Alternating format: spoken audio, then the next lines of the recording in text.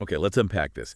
Today, we're taking a deep dive into what it really takes to land a job as a cybersecurity specialist. Yeah, forget the generic stuff. We're looking specifically at the kinds of questions actual hiring managers are asking, like right now. Exactly, and we're drawing this straight from a guide put together by those experienced hiring managers. So it's like getting a peek behind the curtain, understanding their thinking, what they really look for. Uh-huh. Not just what they ask, but the why behind it, and, well, what a good answer actually sounds like. Right. So for you listening, maybe you're polishing your resume, maybe you're thinking about switching fields, or maybe you're just curious how security folks think. This is your shortcut. We'll hit the core technical stuff, definitely, but also those crucial soft skills that often make the difference. Okay, let's jump in. We should probably start where a lot of interviews do, right? Yeah. The technical basics, network security. And encryption's usually front and center there. Yeah. So when they ask about symmetric versus asymmetric encryption, what's the real goal? What are they digging for? They're gauging your fundamentals. Seriously, encryption is everywhere. Yeah. Protecting data. Right. At rest, in motion. Exactly. So you need to grasp the core mechanics. They want to hear why you pick one over the other. The use cases, the pros, the cons. It basically comes down to the keys, doesn't it? One key versus two. That's the heart of it. Symmetric uses just one secret key. Same key to lock and unlock. Okay. Which makes it fast. Really good for encrypting, like, large amounts of data quickly. But the catch is? The catch is getting that one key securely to the other person. If someone intercepts it, well, game over. Oh, right, like trying to mail a house key without anyone else getting a copy. Pretty much. That's the key exchange problem. And asymmetric. That solves this. It addresses it, yeah. Yeah. It uses two keys. A public one you can share with anyone, and a private one you keep totally secret. Ah, okay. So I use your public key to lock it. And only I can unlock it with my private key. See? No need to securely share the secret part beforehand. Clever. Like a personal mailbox slot. Anyone can drop mail in, but only you have the key to open it. Exactly. The downside, it's slower, more computationally heavy. So slower. Yeah, so what you often see in practice is using asymmetric just to securely swap a symmetric key. Then you use that faster symmetric key for the actual bulk data encryption. Ah, using the strengths of both. Yeah. That shows a deeper level of understanding. Precisely. Okay, got it. Let's switch from protecting data to, well, warding off attacks. DDoS, distributed denial of service. They're a nightmare. How do you even start to mitigate something like that? Yeah, this question really tests your hands-on experience, how you think strategically when, things are hitting the fan. Because it's just a flood of traffic, right? Trying to overwhelm you. Exactly. So there's no single magic fix. They want to hear about a layered approach. Defense in depth applied here. Layers again. What kind of layers? Well, first, you talk about traffic filtering, right? Blocking stuff based on weird source IPs, weird packet sizes, maybe protocols you don't expect, right at the edge. Okay, filtering. What else? Intrusion prevention systems, IPS, they're smarter, looking for known attack patterns and blocking them automatically. Spreading the load. Isn't that part of it? Oh, absolutely critical. Using a content delivery network, a CDN, it spreads a legitimate traffic out across tons of servers globally. Makes it much harder for an attacker to overwhelm any single point. That makes sense. And rate limiting, too. You got to control how much traffic any one source can send you. Stops one bad actor from hogging all the bandwidth. So filtering, IPS, CDN, rate limiting, anything else? Often, yeah. You might need to work with your ISP, your internet provider. They see the traffic even before it gets to you and can sometimes help filter out the really obvious junk upstream. The guide mentioned a real-world case, right? Defending a web app using a mix of filtering, rate limiting, and a CDN. Exactly. It really drives home that point. You need multiple defenses working together. No silver bullets in DDoS mitigation. Okay, let's pivot. Application security. That's a massive field. Huge. And maybe the most fundamental concept there is input validation. Why is that such a cornerstone? Because honestly, so many attacks start with bad input. Hiring managers need to know you get this. It's basic, but absolutely vital. So what is it exactly? Just checking what users type in? Essentially, yes. It's checking any data coming from the user or any external source before your application trusts it or does anything with it, making sure it looks right, it's the right type of data, it's in the expected range, and crucially, it doesn't contain malicious code. It's like the bouncer at the door for data. Perfect analogy. It's your first line of defense against a whole load of nasty stuff. SQL injection, cross-site scripting, XSS, buffer overflows. If you don't validate input, you're basically leaving the door wide open. And doing it just in the browser on the user's machine, that's not enough. Yeah. Oh, absolutely not. Client-side validation is nice for user experience, catches typos quickly, but any attacker can just bypass it, like trivially. Yeah. The real security check has to happen on the server side. Your trusted code needs to validate that data before it touches your database or runs any commands. That's non-negotiable. Makes sense. Speaking of common attacks, everyone knows the OWASP PAP 10 list. Interviewers often zoom in on the top 3. What are they, and more importantly, how do you stop them? Right. They're checking if you're familiar with the biggest threats facing web apps today and if you can actually suggest concrete fixes. The guide lists the current top 3 as injection. Like SQL injection. That's the classic example, yeah. Then broken authentication and sensitive data exposure. Okay, let's take them one by one. Injection. Injection happens when attacker-supplied data gets misinterpreted as part of a command or query. SQL injection is where they sneak SQL code into, say, a username field. Ouch. How do you prevent that? The gold standard is using parameterized queries or prepared statements, always. This fundamentally separates the command logic from the data. Input validation helps too, obviously. And making sure your database accounts have only the minimum permissions they need, the principle of least privilege. Okay, number 2. Broken authentication. Sounds like login problem. Exactly. It covers all sorts of weaknesses in how you handle logins, passwords, session tokens, basically anything that lets an attacker impersonate a legitimate user. And the fixes. Multi-factor authentication, MFA. It's pretty much mandatory now. You absolutely need strong, modern password hashing with a unique salt for each user. Think bcrypt script Argon 2. Not outdated stuff like MD5 or SHA-1. Right. Plus, strong password policies, unique session IDs that are hard to guess, setting secure attributes on cookies like HTTP only and secure, proper session timeouts, and mechanisms like account lockout after too many failed attempts. Lots of layers. So that specific question the guide mentions, how do you secure user authentication and session management? That's really just drilling down on these broken authentication fixes. Yeah, pretty much. They want you to articulate those best practices because authentication and sessions are just so critical and so often targeted. Got it. And the third one, sensitive data exposure. This is all about failing to protect important data, personal info, credit card numbers, health records, credentials, you name it. How do you guard against that? Encryption is key. Encrypt data when it's moving across the network, that's TLS, what used to be SSL, and encrypt it when it's stored at rest on your servers in your databases. Okay. Proper access controls are also vital. Only people who need to see sensitive data should be able to. And things like masking or redacting data when it's displayed or logged helps reduce exposure to. Okay, beyond the top 3, what about specific attacks everyone hears about, like XSS and CSRF, cross-site scripting, and cross-site request forgery? Yeah, they expect you to know the difference in how to handle each one because they are distinct. XSS is where an attacker manages to inject malicious script, usually JavaScript, into a website. And it runs in the victim's browser. Exactly. When another user visits the infected page, the script runs, and it can do nasty things like steal their session cookies or redirect them to fake login pages. How do you stop XSS? Again, input validation is part of it. But the main defense is output encoding or escaping.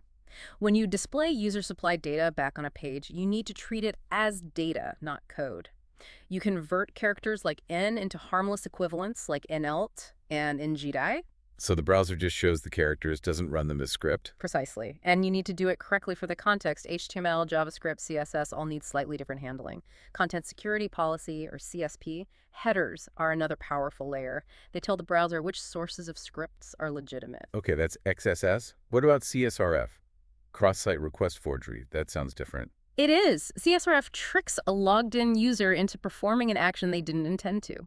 Imagine you're logged into your bank and you click a link on some other random website. Okay. And that link secretly contains a request that tells your bank to transfer money. Because you were logged in, the bank thinks the request is legitimate. You click the link, but you didn't intend that action. Whoa. So the user is authenticated, the request looks legit, but the user didn't mean to send it. Exactly. The key defense here is using anti-CSRF tokens. These are unique, unpredictable values embedded in forms. When the form is submitted, the server checks if the token matches the one it expects for that user session. If not, or if it's missing, the request is rejected. Clever. The same site cookie attribute is also helpful, as it controls whether cookies are sent with cross-site requests. Proper access controls ensuring actions require explicit user confirmation also help. With all these web app threats, where does a web application firewall, a WAF, fit in? Think of a WAF as a specialized shield sitting in front of your web application. It inspects all the incoming HTTP traffic, Looking for? looking for malicious patterns. Known attack signatures like SQL injection attempts, XSS payloads, directory traversal, things like that, often based on rules covering the OWASP top 10. So it can block bad requests before they even reach the app itself. That's the idea. They can be physical boxes, cloud services, or even integrated into web servers. But, and this is crucial, the guide emphasizes it too, away is only one layer. Right, not a replacement for secure code. Absolutely not. You still need secure coding practices. You still need proper input validation inside the app. You still need vulnerability testing. Away helps, but it can be bypassed, and it doesn't understand your application's specific logic flaws. That idea of building security in earlier, that leads nicely to the secure SDLC, right? Secure Software Development Lifecycle. Why is that so important? Because it flips the model from build it, then patch it, to build security in from the start. It's about integrating security thinking and practices into every single phase of development. Requirements, design, coding, testing. All of it. Requirements gathering, architectural design, the actual coding, testing, deployment, even maintenance and updates. And why bother? What's the benefit? Huge benefits. First, cost. It's way, way cheaper to fix a security flaw found during the design phase than one found after deployment, or worse, after a breach. Makes sense. It also helps meet compliance requirements, significantly improves your overall security posture, and frankly protects your organization's reputation and builds customer trust. So what does that look like in practice? Yeah. Training developers. That's a big part of it. Also, threat modeling during design, thinking like an attacker, using secure coding standards, performing regular security testing, both static analysis, looking at the code, and dynamic analysis, testing the running app, Right. and making security part of your change and control process. Security isn't an afterthought. It's part of the process. Okay, shifting gears slightly. What happens when, despite all that, something does go wrong? Incident response. Yeah, knowing the steps for handling an incident is absolutely fundamental. You want to see you have a plan, not just panic. Exactly. It's about having a structured, methodical process to contain the damage, figure out what happened, and get back to normal as quickly and safely as possible. What are those key stages interviewers want to hear?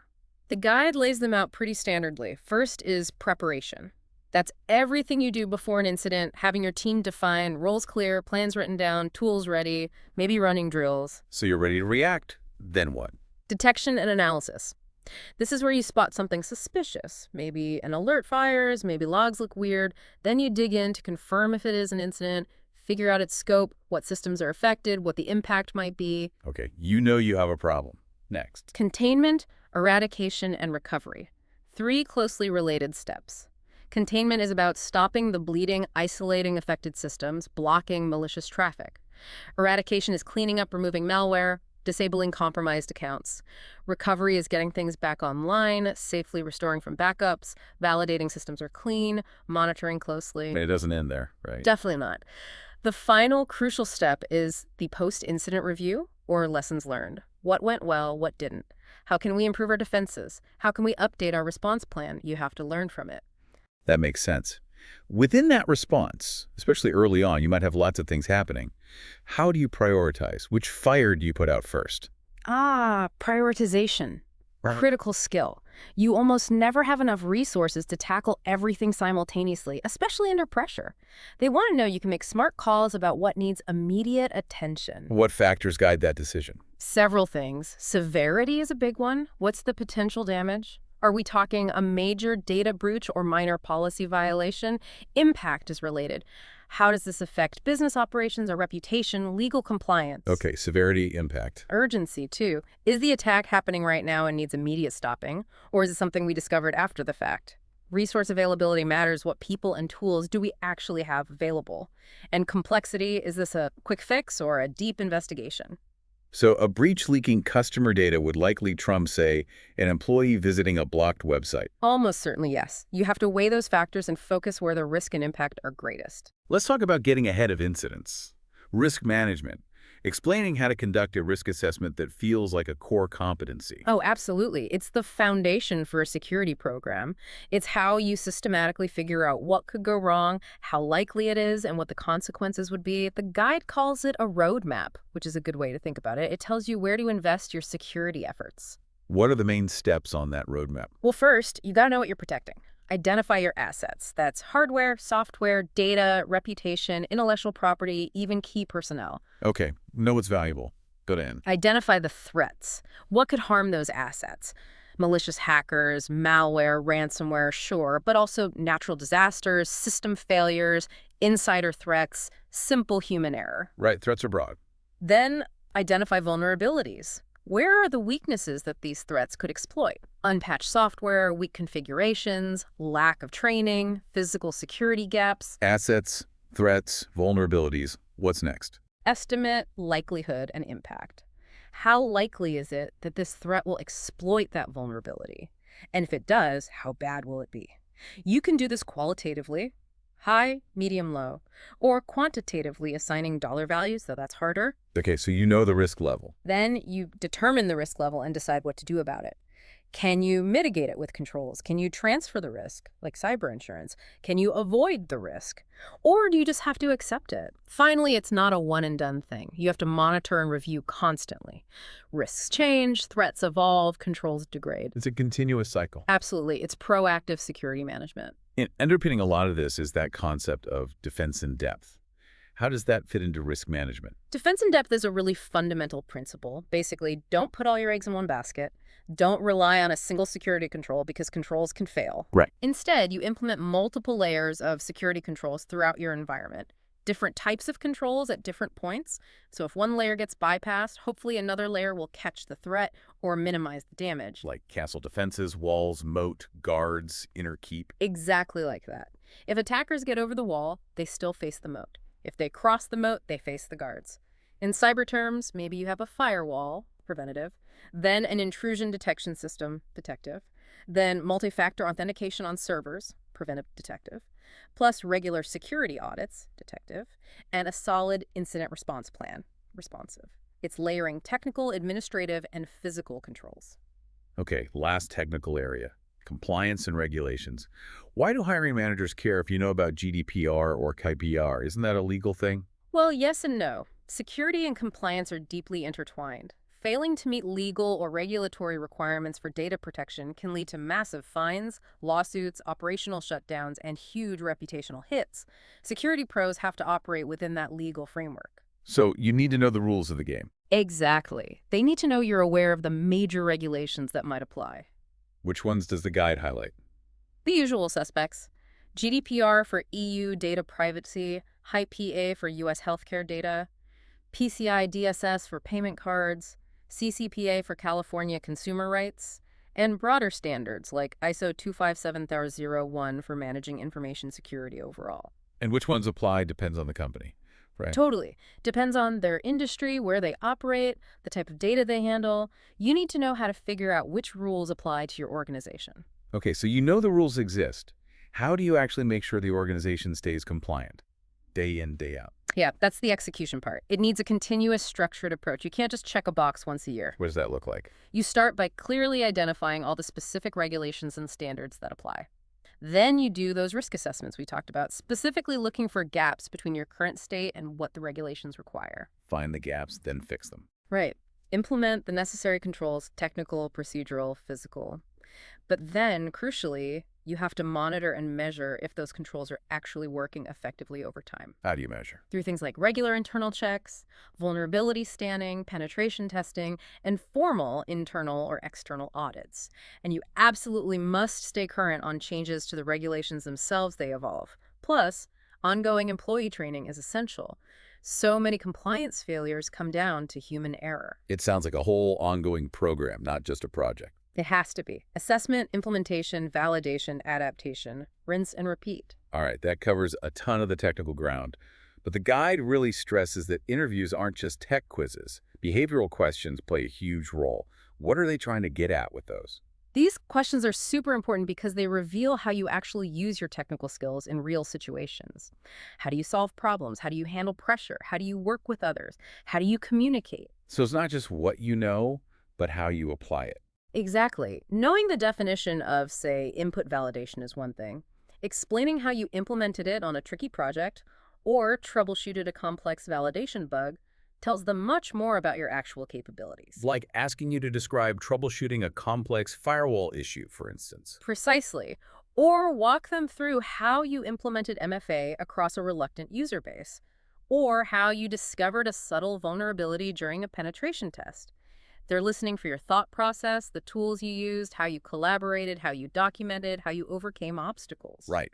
The guide mentions sample points for DDoS troubleshooting, analyzing logs, using filtering, rate limiting, coordinating. It's about the story of how you did it. Yeah, and for finding vulnerabilities, it's not just I ran Nessus. It's I used these tools, I manually verified the findings, I assessed the potential impact, and then I wrote a clear report explaining the risk and recommending specific actionable fixes. It shows professionalism and impact. Communication comes up again and again, Mhm. especially explaining complex tech stuff to non-technical people. Why is that such a common behavioral question? Because it's a massive part of the job. You constantly need to explain risks to management, justify security spending, train users on safe practices, work with developers who might not be security experts. If you can't translate, your effectiveness is limited. The guide's example of explaining phishing using the stranger knocking analogy, that seems like a good technique. Absolutely. Using relatable analogies, avoiding technical jargon, focusing on the impact and what they need to do, providing concrete examples, that's effective communication. It shows you can connect with different audiences. And communication within the team or across teams. Crucial. Security projects often involve IT, developers, legal, HR. Implementing something big like MFA requires coordination. They want to hear how you handle that, clarifying roles, managing disagreements respectfully, keeping everyone in the loop. Security is a team sport. What about communicating bad news? Like briefing management during a data breach. Oof, yeah. That tests your ability to stay calm, be clear and factual, even under intense pressure, explain complex situations in understandable business terms, manage expectations, and contribute constructively to the follow-up. It's about building and maintaining trust, even when things go wrong. Okay, last big behavioral area, problem solving. Yeah. This seems to be about creativity, adaptability, especially when security goals clash with business needs. Exactly. Security isn't always black and white. They want to see how you think on your feet, how you find solutions when the standard answer isn't feasible. The guide mentioned using honeypots creatively. Right. That's an example of thinking outside the standard playbook to deal with a specific problem like persistent brute force attacks. It shows initiative. And that classic tension, security versus business needs. How do they probe that? Usually with scenarios, like the marketing team wants to launch a campaign requiring lots of customer data. Security instinct might be, no way, but the business needs it. They want to hear your process for finding a middle ground. So not just saying no. Right. It's about collaboration, talking to marketing to understand the minimum data they actually need, figuring out the most secure way to collect, store, and process that specific data, maybe with extra controls like MFA, strict access limits, anonymization where possible, strong encryption, and making sure the marketing team understands the risks and their responsibilities. It's about enabling the business securely. And sometimes you have to make genuinely tough calls, right? Like taking a critical but vulnerable system offline. Yeah, that's a tough one. Because taking it offline has real business impact, lost revenue, disrupted operations. Leaving it online has real security risk, potential breach, data loss. So what are they looking for in your answer? Your decision-making process. Did you carefully weigh the likelihood and impact of a breach versus the definite impact of downtime? Did you involve business stakeholders in the decision? Did you consider alternatives? Did you clearly articulate the risks either way? And importantly, what did you learn from it to prevent being in that position again? It shows judgment and strategic thinking. Wow, okay, we've really dug deep here. Covered everything from encryption basics and mitigating DDoS attacks through incident response processes and risk assessments. All the way to those crucial behavioral aspects, how you communicate complex ideas, how you solve problems under pressure, how you balance security with business goals. It really paints a picture of the cybersecurity specialist role as needing this potent mix of deep technical skill and really strong practical application and people skills. Absolutely. Knowing the stuff is table stakes. applying it effectively, communicating it clearly, collaborating. That's what makes a top candidate based on what these hiring managers are saying. So by understanding the why behind these interview questions, whether you're aiming for the job or just working alongside security teams, you get a much clearer sense of the priorities and the mindset. Yeah, it's not just about firewalls and code. It's about risk, communication, judgment, and continuous learning. Which brings us to a final thought. The threat landscape, as we know, is constantly shifting. New tech, new attack methods. Yeah. It never stands still. So, thinking ahead, how might the security challenges of tomorrow demand even more creative problem solving, even greater adaptability from the specialists protecting our digital world? What new skills or perspectives will be non-negotiable in 5 or 10 years? That's something for you to consider.